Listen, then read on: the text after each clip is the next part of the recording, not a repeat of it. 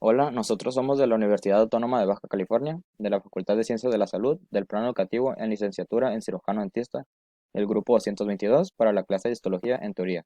El día de hoy vamos a hablar acerca del tejido tegumentario y estamos conformados por Gutiérrez López Jesús Alberto, Hernández Avendaño David Alejandro, Santos Jiménez Juan Brian, Ovalles Vega Eduardo Alberto e Ibarra Ceseña Litzia Lisset. Comenzamos.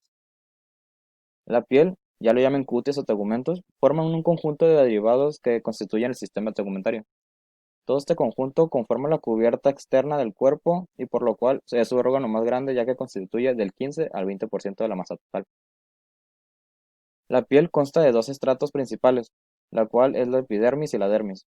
La epidermis está conformada por un epitelio estratificado cornificado que crece continuamente pero mantiene su espesor normal por el proceso de descamación.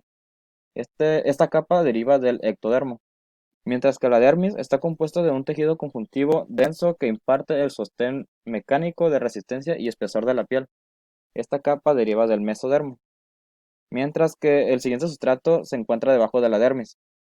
Este se llama hipodermis. Este contiene cantidades variables del tejido adiposo, el cual está organizado en lobulillos separados por tabiques de tejido conjuntivo.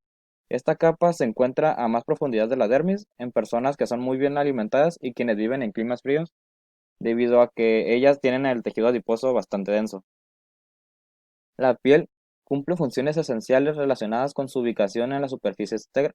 La diversidad de estas células y la capacidad de trabajar en conjunto proporcionan muchas funciones que permiten a la persona enfrentarse con el medio externo. Las principales funciones es que actúa como barrera que protege contra agentes físicos, químicos y biológicos del medio externo. Es decir, actúa como barrera mecánica de permeabilidad y ultravioleta. También de proveer información inmunitaria obtenida durante el procesamiento de antígenos a las células efectoras adecuadas del sistema linfático. También participa en la homeostasis mediante la regulación de la temperatura corporal y pérdida de agua. También transmite información sensitiva acerca del medio externo al sistema nervioso. Desempeña funciones endócrinas mediante la secreción de hormonas, citocinas y factores de crecimiento al convertir las moléculas precursoras en moléculas con actividad hormonal.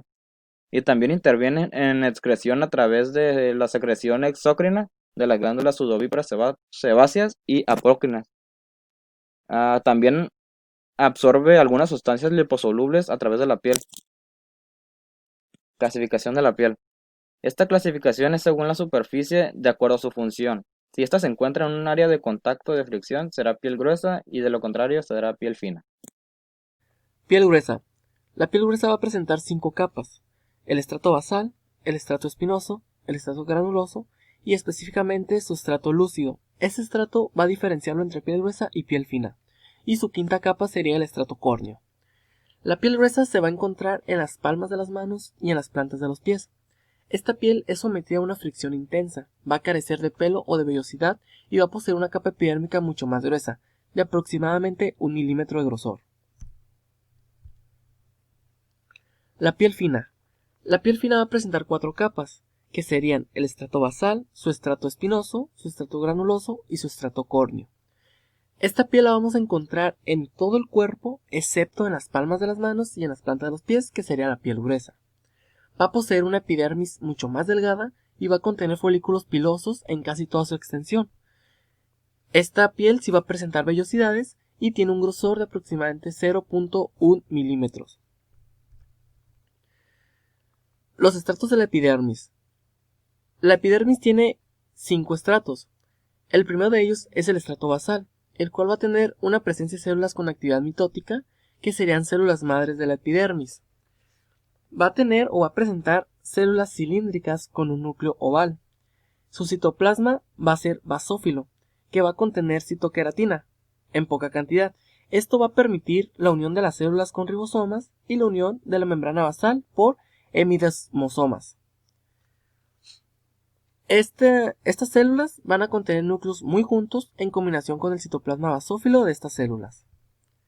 El otro estrato va a ser el estrato espinoso, que también es llamado como capa espinosítica, por el aspecto microscópico que tiene, característico de sus componentes celulares con proyecciones cortas de una célula a otra. Este estrato va a presentar células poliédricas con un núcleo redondo, y va a poseer mucha queratina a diferencia del estrato basal. Va a contener una proteína llamada involucrina. Buenas noches, mi nombre es Juan Brian Santos Jiménez y yo les voy a hablar sobre los estratos de la epidermis. Vamos a comenzar con el estrato granuloso.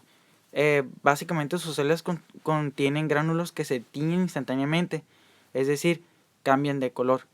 Es la capa más superficial de la porción no queratinizada de la epidermis y sus queratinocitos contienen muchos gránulos de queratinina. El lúcido está limitado a la piel gruesa y también es considerado como una subdivisión del estrato córneo. El córneo está compuesto por células queratinizadas, básicamente pierden su núcleo y orgánulos y se llenan de filamentos de queratina. Las células de la epidermis, los queratoncitos, se originan en el estrato epidérmico basal. Son células epiteliales altamente especializadas diseñadas para cumplir una función específica, lo que es la separación del organismo de su medio ambiente. Constituyen el 85% de las células de la epidermis, o sea, casi todo, casi, excepto el 15%. Cumple con dos funciones muy importantes. Producen queratinas, citoqueratinas, las principales proteínas estructurales heteropoliméricas de la epidermis. Ojo, esto es muy importante. Participan en formación de la barrera epidérmica contra el agua. Las células de la epidermis, los melanocitos, ¿okay? Son células productoras de pigmento de la epidermis. Constituyen alrededor del 5% de las células de la epidermis. Se caracterizan porque se derivan de las células de la cresta neural y están dispersos entre las células del estrato basal. Producen y secretan el pigmento denominado melanina. Producen melanina y la distribuyen a los queratoncitos. Las células de la epidermis, por ejemplo, el de Langerhans, son células que participan en la respuesta inmunitaria ante cualquier bacteria, por así decirse, constituyendo el 2% y el 15% de las células de la epidermis. Sus características es que básicamente se origina a partir de citoblastos linfoides multipotenciales. Captan y presentan los antígenos que entran a través de la piel. No se les pasa, es una barrera, o sea, es como sí, o sea, detectan cualquier cosa que pasa a través de la piel. Proveen inmunovigilancia de la epidermis. Son presentadores de antígenos de aspecto dendríticos que se localizan en la epidermis. De mi parte sería todo, muchas gracias. En conclusión de las células de la epidermis, esta es la célula de Merkel, que interviene en percepciones sensoriales cutáneas con origen desconocido y tiene marcadores antigénicos de origen nervioso y epidérmico. También son muy abundantes en zonas de percepción aguda que constituyen entre el 6% y el 10% aproximadamente en la epidermis. Las principales características de las células de Merkel es que son células dendríticas que están principalmente en el estrato basal y estas están en unión con queratinocitos a través de los desmosomas.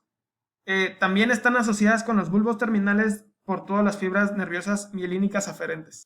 En los estratos de la dermis encontramos de dos tipos, el papilar y el reticular. El papilar se dice que es la más superficial de los dos, que está estructurada por tejido conjuntivo laxo por debajo de la epidermis.